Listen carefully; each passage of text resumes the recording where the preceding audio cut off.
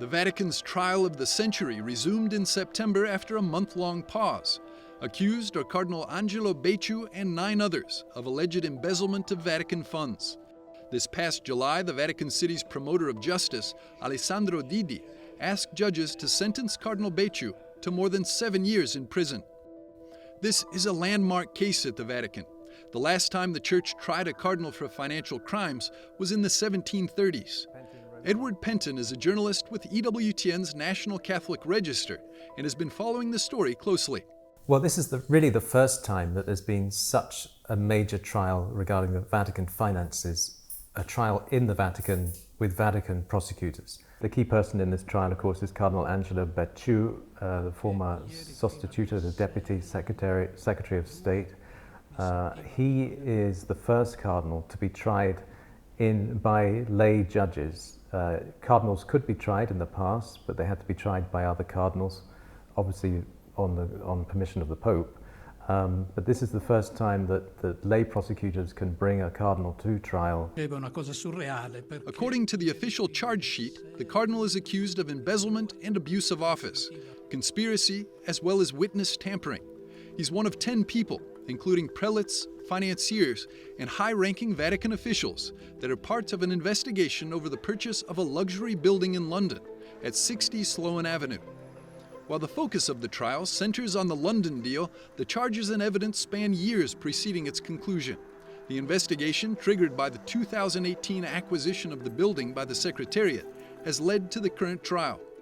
Andrea Gagliarducci is Vatican Analyst for EWTN News and has been watching the recent developments in the trial.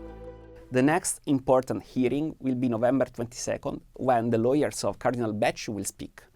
And so these are the 2 keys, in my view, Financial Intelligence Authority and Cardinal Becciu, for 2 main reasons. Because the Financial Intelligence Authority worked along the Secretariat of State in order also to fix the investments and to help the Holy See to recover money, or to recover an investment that was a good investment, in my view, but was poorly managed. Mostly Cardinal Becciu is implied very much just in a small part of the trial.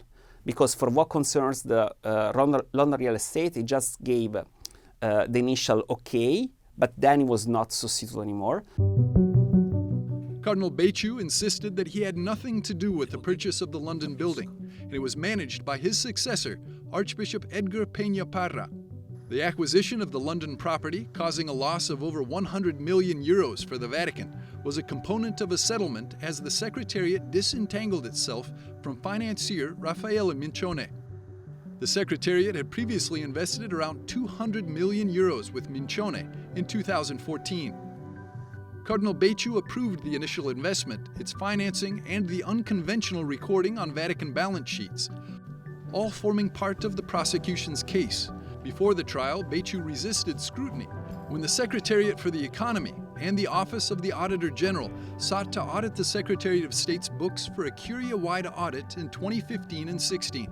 Reports, later confirmed by Cardinal George Pell and Auditor General Libero Milone, reveal that under Becciu's leadership, the Secretariat employed forbidden accounting practices to conceal the entire 200 million euro investment with Mincione and the associated bank loans from auditors.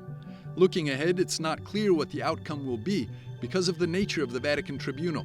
The Vatican City State has a strange system where the Pope is at the top of everything. So at one point, the Pope could also ask to have an indictment or a guilty plea, even if there are no evidences, because the Pope wants to give an example. It will tell a lot about how the Pope is governing the Church and how the Pope is considering himself. No Pope so far in this last century intervened so much in the micromanagement like Pope Francis did. With the trial set to continue this winter, with the verdict in mid-December, Becciu's lawyers will hope to answer the evidence in a systematic and convincing way. While they may yet produce arguments to sway the judges, they will have to do better than the Cardinal's own blanket assertions of innocence. As the trial progresses, concluding with a verdict expected in mid-December, Becciu's legal team aims to address the presented evidence.